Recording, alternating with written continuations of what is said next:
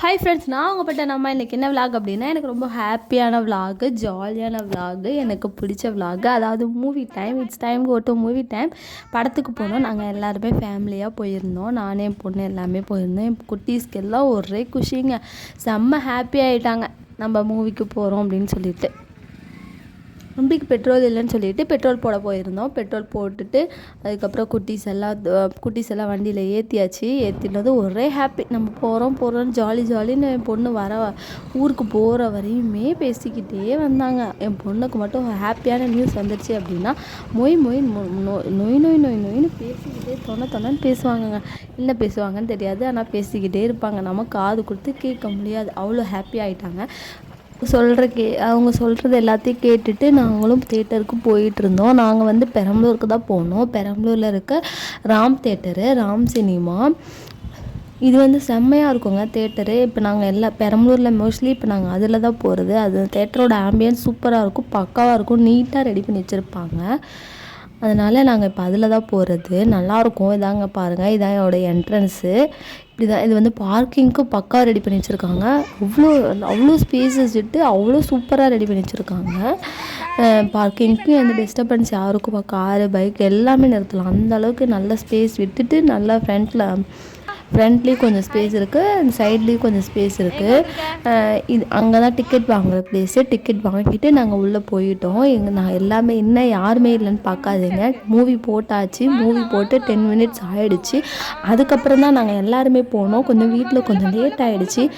குட்டீஸ் வச்சுட்டு வீட்டுக்கு போகிறதுக்கு கொஞ்சம் லேட் ஆகிடுச்சு. அதுக்கப்புறம் நான் மூவி போட்டதுக்கப்புறம் தான் 10 minutesக்கு அப்புறம் தான் நாங்கள் போனோம். போய் எப்படியோ புடுறான்ட்டு மூவியை பிடிச்சாச்சு. நாங்கள் வந்தப்போ ஒரு சாங் ஓடிட்டு இருந்துச்சு, இன்ட்ரோ சாங் போல். அப்போ தான் நாங்கள் போனோம்.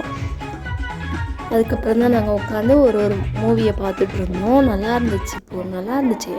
போனதுமே பார்த்ததுமே எங்களுக்கு பிடிச்சிருந்துச்சு. இது யாருன்னா வித் லவ் அப்படின்ற மூவி. நம்ம டூரிஸ்ட்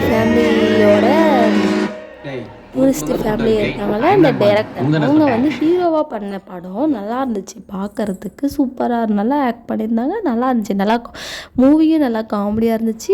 ப்ளஸ் நல்ல நம்ம ஒரு எமோஷ்னல் காமெடி எல்லாமே கலந்து சூப்பராக இருந்துச்சு. நாங்கள் எல்லாருமே உட்காந்து ஜாலியாக என்ஜாய் பண்ணி பார்த்துட்டு இருந்தோம். எங்கள் வீட்டு குட்டீஸ்லாம் அதுக்குள்ளே கொஞ்சம் டைம் ஆகிடுச்சு இல்லையா, எனக்கு பசிக்குதுனாங்க. ஃபர்ஸ்ட் ரவுண்டில் போயிட்டு பாப்கார்ன் வாங்கியாச்சு. அடுத்து இன்னொரு பிரேக் விட்டாங்களா, பிரேக் விட்டதும் போயிட்டு என்ன ஸ்நாக்ஸ் வேணும்னு பாருங்கள் லிஸ்ட்டு போடுறாங்க. இது வேணும், அந்த மானிட்டரில் ஓடுறது எல்லாத்தையும் எனக்கு இது வேணும், அது வேணும்னு இந்த குட்டி தான் சொல்லிகிட்டு இருந்துச்சு. பாப்கார்ன் வேணும். பாப்கார்னா என்னன்னே தெரியாதுங்க. அவங்க அக்கா சொல்கிறாலாம் பாப்கார்ன் வேணும்னு. இதுவும் சொல்லுது. எங்கள் வீட்டு குட்டி பையன் மாறணும் சொல்கிறோம்.